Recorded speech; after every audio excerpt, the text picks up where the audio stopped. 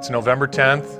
We're in East Central Illinois with my good buddy Todd Coates. Now they're going into a set on this particular morning that is perfectly positioned along a creek. And not only does this creek create barriers and obstacles for the deer, but it also gives a way to access the stand that allows you to get in virtually not only noise-free, but also scent-free.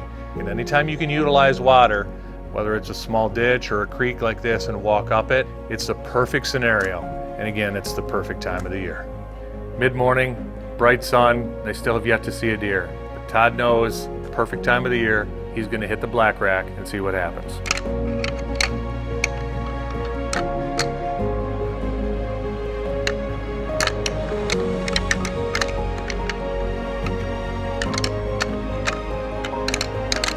He starts out with a slow, kind of methodical almost rattling sequence. He keeps those antlers together and just twists them back and forth.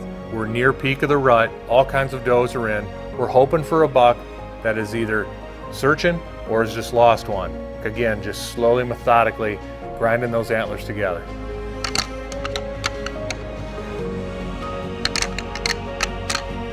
Todd finishes his rattling sequence. He no sooner puts the black rack down, turns around, and here comes a buck in. 60 yards, closing hard, coming right to the tree.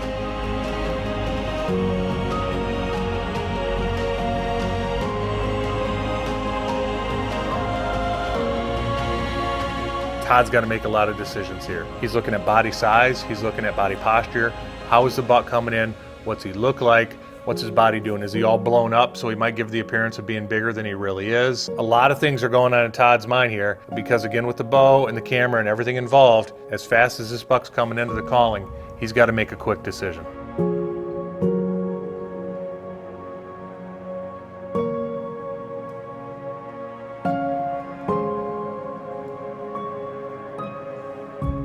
Well, Todd obviously elects to let this buck walk inside of 20 yards. Visually says this is a 3-year-old. This is a no doubt 3-year-old.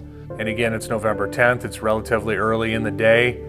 He's going to give this buck a pass, and hopefully in a few minutes after this buck clears out, he can call in a bigger one. I still find it amazing that they can be at a distance and you rattle, and they can pinpoint exactly where in the woods that came from, because he came 10 yards from us. And as they watch him disappear out 100, 150 yards in front of him, he's got the landowner running the camera for him, telling him this is a really good buck. While he's a 3-year-old, he's a really good 3-year-old. He's a really good representative of what we have in this area. We haven't been seeing much. We're near in lockdown. That's a buck that you might want to consider shooting. And Todd's wondering, maybe I should have put an arrow through that deer. 20 minutes goes by. At this point, Todd figures the buck that he has let go has left the area, and he's going to go through another calling sequence with the black rack.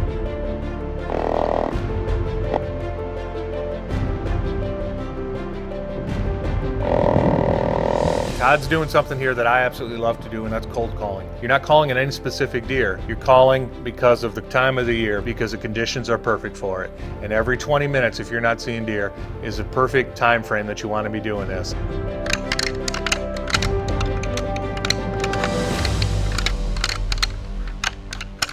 And while Todd gets into this calling sequence, he's not long into it, and boom, right out in front of him, here comes a buck.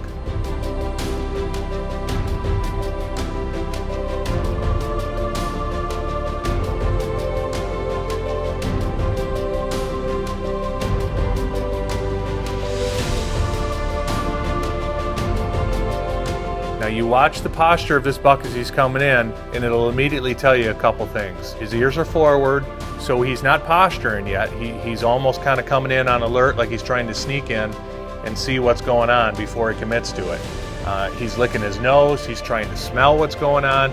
He's using all his senses here. And again, he's coming right to the calling sequence.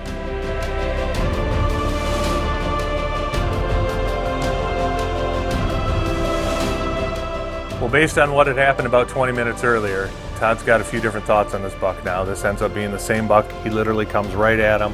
Everything you could want out of a bow hunt.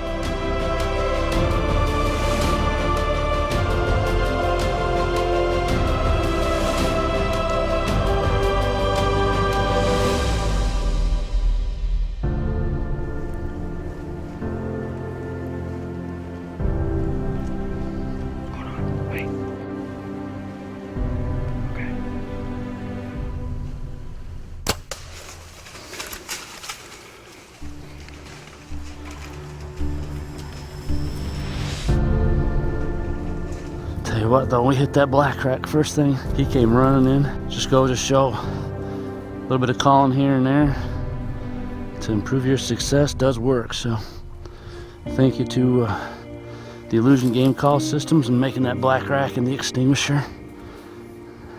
Couldn't have done it without you.